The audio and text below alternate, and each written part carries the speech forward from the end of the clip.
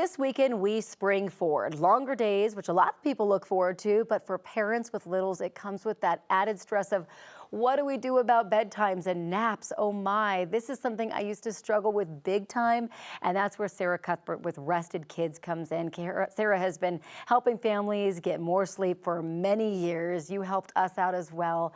Thank you so much for coming in. Yes, happy to be here. Really appreciate it. Sleep is so important. As you know, it's the whole reason behind your business, right? So why is this 1 hour time change so hard for families? This is kind of a bigger answer, but I'm going to try to simplify it. It's really about sleep pressure. So as adults, it matters, but for children, it really matters. Their brains and their biological clocks are very sensitive. So an entire hour makes a big difference. Okay. And sleep pressure, just so you can kind of think about it, when you wake up in the morning, think of a balloon filling. So it's kind of like you're building it during the day, and any kind of changes in that can make a big difference. Yes, big time. All right, so let's talk about advice going into this weekend. What is your advice for parents out there? Yeah, so the first thing is don't do anything. On the spring time change, it's easier than the fall. The fall, we have to do a little bit more preparation. It helps at 3 to 5 days in advance to start making some changes. On this one, don't do anything. We're gonna just go to bed at a normal time on Saturday. We're gonna wake up on Sunday. You let your kids sleep until the time that they naturally wake up. And then you're going to go ahead and change your clocks that day.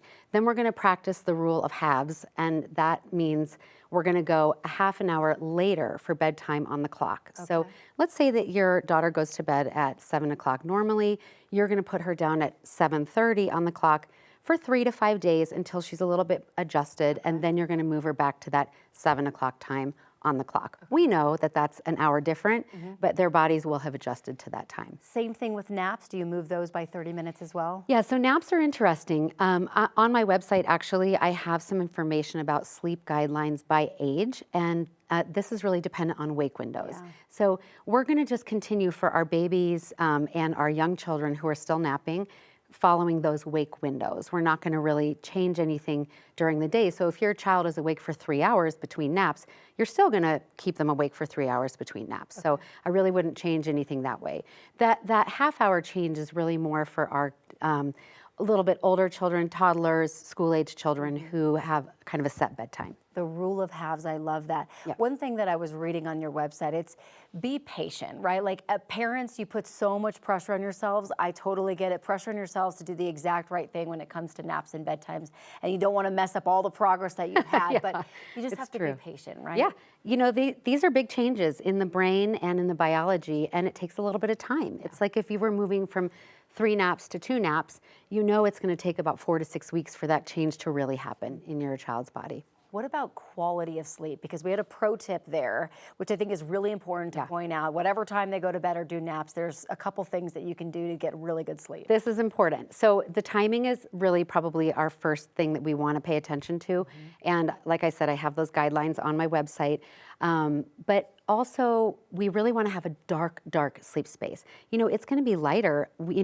Let's say you put your child down between 6 and 8 p.m., it's going to still be light out. So we need a pitch black room.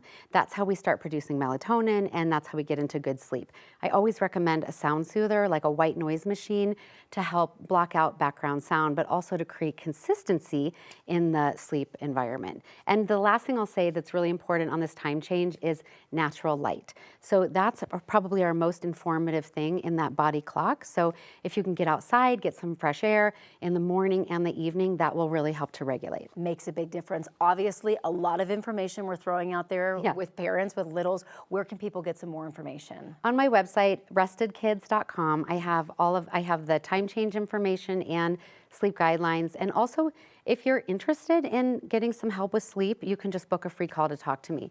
And I will say, this is a little public service announcement. I work a lot now with kids who are school-aged, between 6 and about 13 years of age, who really aren't sleeping well or independently. And I think this is really showing up as an interesting area, because people think that sleep training is just for babies, but it's not. Yes, and sleep is so important for our overall health. So important. Thank you so much for coming in. Thank you. Really appreciate it. It's my pleasure. It's great tips, really.